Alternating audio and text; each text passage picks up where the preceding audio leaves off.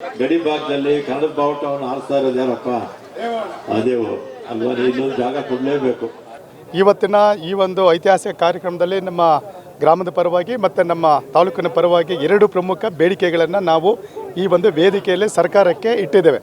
ಮೊದಲನೇ ಬೇಡಿಕೆ, ಸುಮಾರು 2 ದಶಮಾನಗಳಿಂದ ಈ ಗಡಿಭಾಗವನ್ನು ಕಾಯ್ತಾ ಇರ್ತಕ್ಕಂಥ ಕನ್ನಡ ಜಾಗೃತಿ ವೇದಿಕೆಯ ಮುಖೇನ ನಾವೀಗಾಗಲೇ ಶಾಸಕರಿಗೆ ಅನೇಕ ಬಾರಿಯಿಂದ ಕನ್ನಡ ಭವನವನ್ನು ನೀವು ಕೊಡಿ ಅಂತ ಕೇಳ್ತಾ ಇದ್ದೇವೆ. ಅದು ಯಾವುದಕ್ಕೂ ನಮ್ಮ ಶಾಸಕರಿಗೆ ಇನ್ನೂ ಈ ಕಡೆ ಮನಸ್ಸು ಕನ್ನಡ ತಾಯಿಯ ಬಗ್ಗೆ ಕನ್ನಡತೆಯ ಬಗ್ಗೆ ಇನ್ನೂ ಮನಸ್ಸು ಆಗಲಿಲ್ಲ.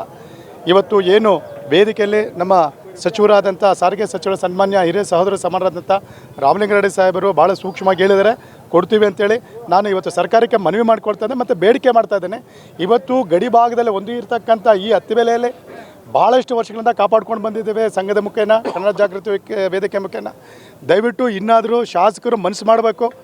ನಾವು ಯಾವುದೇ ಕಾರಣಕ್ಕೂ ಜಮೀನುಗಳನ್ನ ಹುಡ್ಕೊಳ್ಳೋಂಥ ವ್ಯಕ್ತಿಗಳಲ್ಲ. ಇಡೀ ಸರ್ಕಾರ ನಿಮ್ಮ ಕೈಲಿದೆ. ಮಾನ್ಯ ಶಾಸಕರೇ, RI ನಿಮ್ಮ ಕೈಲಿದ್ದಾರೆ, AC ನಿಮ್ಮ ಕೈಲಿದ್ದಾರೆ, DC ನಮ್ಮ ಕೈಲಿದ್ದಾರೆ, ರೆವಿನ್ಯೂ ಮಿನಿಸ್ಟ್ರಿ ನಿಮ್ಮ ಸರ್ಕಾರ. ದಯವಿಟ್ಟು ಭಾಳ ಸೂಕ್ಷ್ಮವಾಗಿ ಇದನ್ನು ಪರಿಗಣಿಸಬೇಕು, ಗಂಭೀರವಾಗಿ ಪಡಿಸಬೇಕು. ನಾವು ನಮ್ಮ ಸ್ವಂತಕ್ಕೆ, ನಮ್ಮ ಖಾಸಗಿಗೆ ನಾವು ಕೇಳ್ತಾ ಇಲ್ಲ. ಕನ್ನಡವನ್ನು ಉಳಿಸ್ತಕ್ಕಂಥದ್ದು, ಕನ್ನಡವನ್ನು ಬೆಳೆಸ್ತಕ್ಕಂಥದ್ದು ನಿಮ್ಮದು ಆದವ್ಯ ಕರ್ತವ್ಯ ಆಗಿರೋದ್ರಿಂದ ಇವತ್ತು ಏನು 2026ರಲ್ಲಿ ಬಹಳ ಗಂಭೀರವಾದಂಥ ಬೇಡಿಕೆಯನ್ನು ಇಟ್ಟಿದ್ದೇವೆ. ಆ ಬೇಡಿಕೆಯನ್ನು ನೆರವೇರಿಸಬೇಕಂತ ಕೋರ್ಕೊಳ್ತಾ ಇದ್ದೀನಿ. ದಯವಿಟ್ಟು ಈ ಒಂದು ಸುಸಂದರ್ಭ ಏನಿದೆ, 2026 ಜನವರಿ 1ನೇ ಮಾಸ 2027ರಿಗೆ ಕನ್ನಡ ಭವನ ಉದ್ಘಾಟನೆ ಆಗೋ ರೀತಿಯಲ್ಲಿ ನೀವು ಕಾರ್ಯವನ್ನು ವಹಿಸಬೇಕಂತ ಒಂದನ್ನು ನಾನು ಹೇಳ್ತೇನೆ. ಎರಡನೇದಾಗಿ ಇದೇ ವೇದಿಕೆಯಲ್ಲಿ ಸರ್ಕಾರಕ್ಕೆ ನಾವು ಮನವಿ ಮಾಡಿದ್ವಿ. ಗ್ರಾಮಸ್ಥರು ಏನಂತ ಹೇಳಿದ್ರೆ, ಇವತ್ತು ನಮ್ಮ ಸಚಿವರಾದಂಥ ರಾಮಲಿಂಗಾರೆಡ್ಡಿ ಸಾಹೇಬ್ರು ಏನಿದ್ದಾರೆ, ಅವರು ಭಾಳ ಸರಳ ಜೀವಿಗಳಿದ್ದಾರೆ, ಭಾಳ ಸಜ್ಜನಿಕೆ ವ್ಯಕ್ತಿಗಳಿದ್ದಾರೆ ಮತ್ತು ಭಾಳ ರೈತರ ಮಗರಿದ್ದಾರೆ.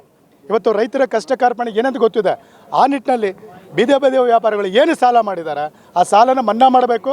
ಆ ಸಾಲ ಮನ್ನಾ ಮಾಡ್ತಕ್ಕಂಥ ಏನು ಯೋಜನೆ ಇದೆ ಕೇಂದ್ರ ಸರ್ಕಾರದ ಅಧೀನಕ್ಕೆ ಒಳಪಡ್ತಾ ಇದೆ.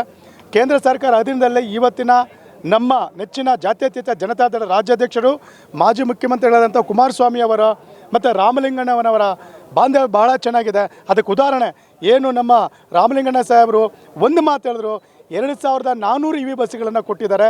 ಇದರ ಅರ್ಥ HD ಕುಮಾರಸ್ವಾಮಿ ಅವರು ಏನಿದ್ದಾರೆ, ನಮ್ಮ ಬೃಹತ್ ಕೈಗಾರಿಕೆ ಮತ್ತು ಕಬ್ಬಿಣದ ಗೃಹ ಸಚಿವರೇನಿದ್ದಾರೆ ಅವರು ನಮ್ಮ ರಾಮಲಿಂಗಣ್ಣವರ ಮಾತಿಗೆ ಭಾಳಷ್ಟು ಸ್ಪಂದನೆ ಮಾಡಿದ್ದಾರೆ.